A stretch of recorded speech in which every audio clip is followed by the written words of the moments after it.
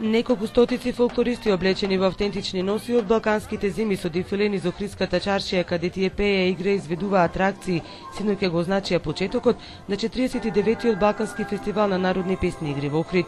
Балканската фолклорна смотра, што ќе трае до недела, се отвори со целовечерен концерт на националниот професионален ансамбл Танец, кој на летната сцена Долни Сарај, полна со публика, изведе сплет на македонски песни и ора.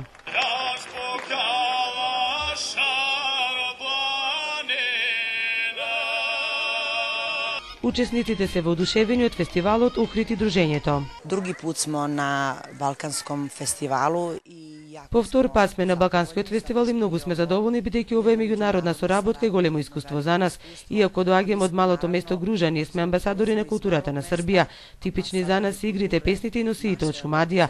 Негувањето на фолклорот и народните традиции значи да се отргна децата од улица, од сите пороци на современиот живот. Тоа е начин на забава, спознавање на личниот идентитет, патување и запознавање многу луѓе. Нема е тоа иначе велика част и задоволство. Голема чест и задоволство, ништо прв пат доаѓаме на фестивалот во Охрид, каде ќе се представиме со традиционални игри од крајина и Србија. Прекрасно е овде, уживаме во убавините на Охрид.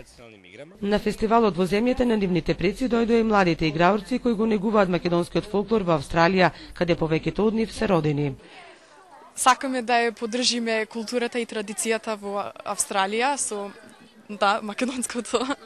Буквално јас кога се преселив таму, единствено наше што ни остана тоа беше нашето, македонското, и во играорна група која ќе си можеш да го осетиш тоа и која ќе удри тапани и да се пее, да се игра, тоа е единствено нашето.